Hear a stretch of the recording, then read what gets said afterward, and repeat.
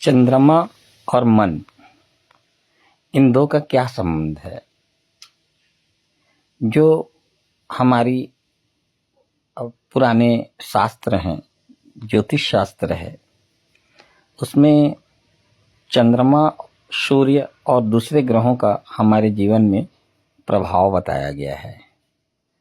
जो ज्योतिष शास्त्र हैं वो कहते हैं कि मनुष्य, पशु, पक्षी, पौधे, जड़ और चेतन, जड़ भी और चेतन भी, मतलब जो जीवंत हैं वो भी, जैसे पहाड़ है वो जड़ता है मगर उस पर भी ग्रहों का प्रभाव पड़ता है। और ये इसी के आधार पे पूरा ज्योतिष शास्त्र का जन्म हुआ। हमारे मनीषियों ने ज्योतिष शास्त्र का पूरा अध्ययन किया। उन्होंने ग्रहों की दूरी देखी, ग्रहों की चाल देखी, वो कैसे चलते हैं।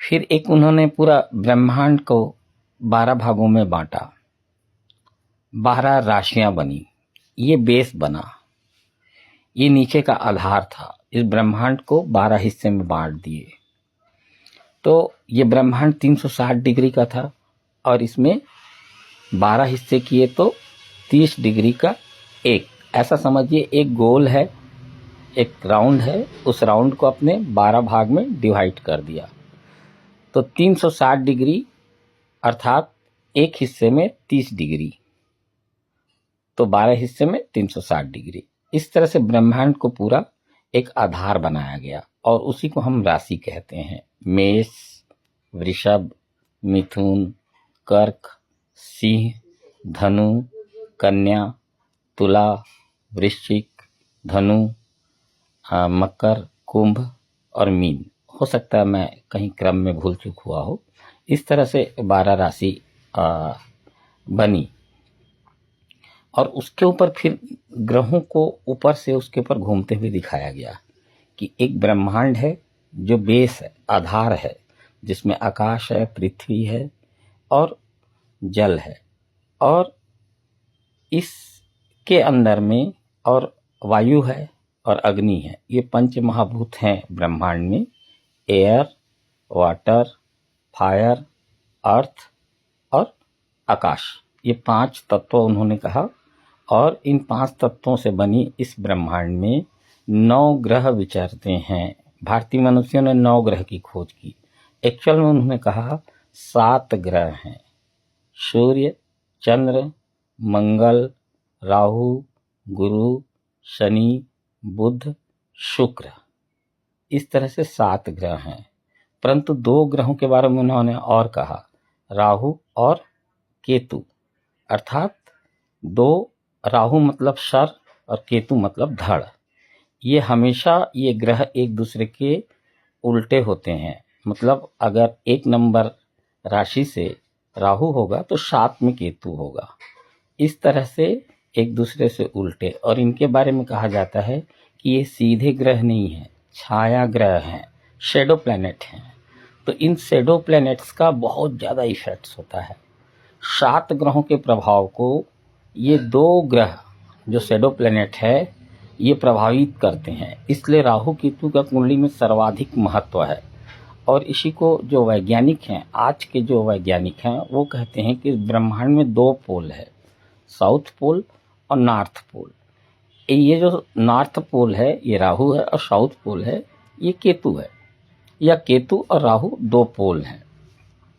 तो जब ब्रह्मांड ऐसे गोल है समझिए, इसमें 2 कट हैं, 2 कट हैं, एक लेफ्ट साइड में एक राइट साइड में। एक फुटबॉल में 2 तरफ से कट लगे हुए हैं।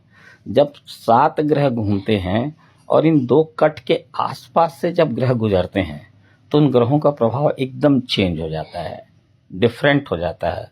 या तो बहुत पॉजिटिव हो जाते हैं या बहुत नेगेटिव हो जाते हैं।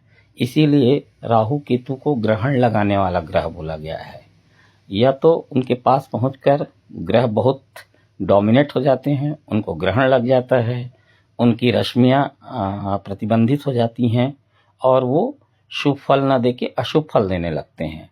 और कई बार जस्ट इसके उल्टे इनके पास कोई ग्रह पहुंचकर इतना प्रभावशाली हो जाता है कि बहुत शुभ फल देने लगता है। तो इस तरह से भारतीय ज्योतिष ने 9 ग्रह और 12 राशियों की एक पूरी विज्ञान विकसित किया, उनकी चाल, उनकी स्पीड्स। अब जैसे शनि उन पूरे ब्रह्मांड के चक्कर लगाने में 30 साल लगा देता है, अर्थात एक राशि में 2.5 साल, तो 12 राशि में 30 साल। वैसे ही गुरु एक राशि में 1 साल, तो 12 राशि में पूरा ब्रह्मांड का चक्कर लगाने में 12 साल। वैसे ही सूर्य एक राशि में 1 महीना, तो 12 महीने 1 वर्ष में पूरे 12 ब्रह्मांड का चक्कर लगाता है। इस तरह से राहु और केतु, इसको 1.5 साल कहा गया, एक राशि में 1.5 साल, अर्थात इसका ये जो 2 पोल हैं, इसको कैलकुलेट करके समझा गया कि इनके इफेक्ट्स प्लैनेट से कैसे होते हैं, तो उनको 1.5 साल में कहा गया। इसी तरह बुध है, शुक्र है, ये बहुत जल्दी 1 महीने, 1.25 महीने, 1.5 महीने में बदल जाते हैं। मंगल है, 40 दिन में एक राशि बदल देता है। मगर इन सब में सबसे फास्ट प्लैनेट कौन सा है? वो है चंद्रमा। चंद्रमा हर 2.25 दिन में, अर्थात 2 दिन और 2 रात में 2.25 दिन, मतलब थोड़ा सा 2 दिन से ज़्यादा में एक राशि में परिवर्तित प्रवेश कर जाता है, एक राशि से गुजर जाता है। तो 12 राशि के चक्कर लगाने में टोटल चंद्रमा को 1 महीना लगता है, सूर्य को 1 साल लगता है। तो चंद्रमा एक राशि में 2.25 दिन तक रहता है। तो 12 राशि में जब 2.25 करेंगे 12, तो ठीक 30 दिन होगा। मतलब 30 दिन बाद चंद्रमा, मान लीजिए आज मेष राशि में है, तो 30 दिन बाद फिर से मेष राशि में आ जाएगा। इसीलिए 2.25 दिन, 2.25 दिन, 2.25 दिन का अलग अलग राशि है। मान लीजिए जब चंद्रमा मेष राशि से गुजर रहा था, उस समय जो बच्चा पैदा होगा उसको हम उसकी राशि मेष बोलेंगे। जिसके वृषभ राशि से गुजर रहा होगा चंद्रमा, उसको वृषभ राशि बोलेंगे। चंद्रमा के आधार पर ही उसकी राशि डिसाइड की जाती है, क्योंकि चंद्रमा बहुत मेन प्लैनेट है, सूर्य और चंद्रमा। तो चंद्रमा को भारतीय ज्योतिष में बहुत ज़्यादा मूल्य दिया गया है। कहा गया है कि चंद्रमा के आधार पर ही उसका स्वभाव बनेगा, रूप बनेगा, रंग बनेगा, प्रवृत्तियाँ बनेंगी, कल्पना करने की शक्ति मिलेगी, मानसिक शक्ति मिलेगी। उसके अंदर में कितना हैप्पीनेस है ये भी चंद्रमा डिसाइड करेगा। थॉट्स कैसे होंगे, नेगेटिव होगा, पॉजिटिव होगा, एग्रेशन होगा, डिप्रेशन होगा, या बहुत जॉयनेस होगा, ये सब चंद्रमा डिसाइड करता है। जिनके जन्म काल में चंद्रमा बलवान होता है वो मानसिक रूप से बहुत शक्तिशाली होते हैं, और जिनके जन्म काल में चंद्रमा बहुत कमज़ोर होता है वो मानसिक रूप से बहुत कमज़ोर होते हैं। और कई बार ये भी देखा गया है कि एक ही व्यक्ति कभी कमज़ोर होता है और कभी बलवान हो जाता है, तो ये फ्लक्चुएशन भी होता है। ये सब डिपेंड करता है चंद्रमा के जन्म काल की पोजीशन के ऊपर। तो एक तो जन्म काल में उसका चंद्रमा कैसा था, एक, अब वो उसका क्या हो गया, ये उसका एक आधार बन गया। अब उस आधार पे आज का चंद्रमा कैसा है, उसके आधार पे उसको फल मिलेगा। मान लीजिए किसी के जन्म काल में चंद्रमा बली था, खूब पावरफुल था, और आज भी चंद्रमा पावरफुल है, तो आज उसके लिए बहुत पावरफुल दिन हो जाएगा।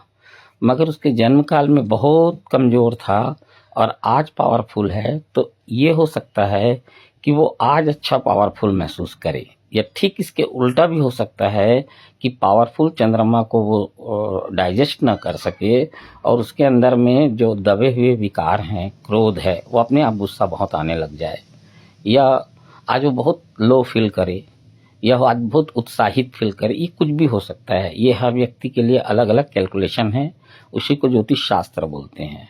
फिर इसके आधार पर भारतीय मनुष्यों ने नक्षत्र को भी खोजा कि इस ब्रह्मांड में ये 12 राशियाँ तो हैं ही हैं, मगर इन 12 राशियों का आधार क्या है। तो उन्होंने 27 नक्षत्र ढूंढे, और इन 12 के अंदर 27 नक्षत्र और बारीक गए।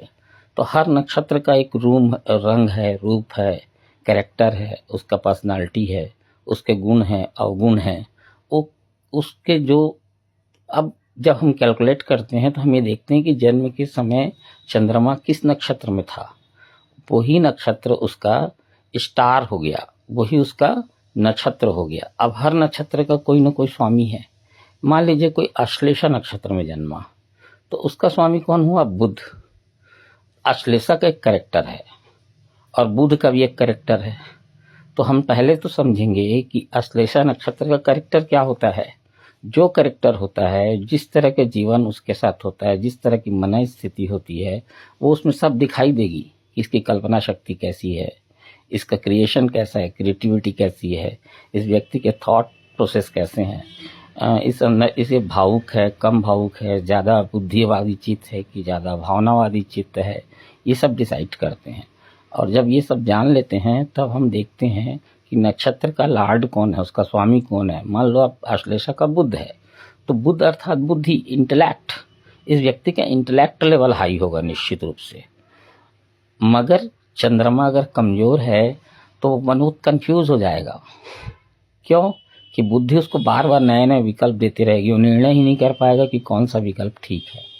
वो भागते रहेगा, वो स्टेबल ही नहीं हो पाएगा। तो और अगर चंद्रमा बलवान है तो उसके पास बुद्धि भी होगी और जो बुद्धि में एक स्टेबिलिटी भी होगी। तो इस तरह से चंद्रमा से हम क्या क्या समझे, उसके पूरी पर्सनालिटी, उसके विचार, उसके जीवन, उसकी सोच, उसकी भावनाएं, उसकी क्रिएटिविटी, उसकी कल्पना शक्ति, उसको जीवन को देखने का दृष्टिकोण, उसका भय, उसका साहस, उसके अंदर में कितना एग्रेशन है। आप देखना, अचानक कभी कभी आपको गुस्सा आ जाता है और बाद में लगता है क्यों आ गया, वो चंद्रमा का प्रभाव था। तो चंद्रमा उस समय आपके मन को उस तरह के स्पंदन भेजा कि आपका बॉडी उसको एडजस्ट नहीं कर पाया, उसको झेल नहीं पाया, तो वो एग्रेशन में निकल गया। और वो जरूर नहीं अंदर में कहीं रहा होगा।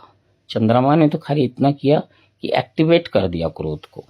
तो इस तरह से हमारा पूरा जीवन चंद्रमा से प्रभावित है और चंद्रमा का प्रभाव 24 घंटा हमारे पास हो रहा है हमारे ऊपर में।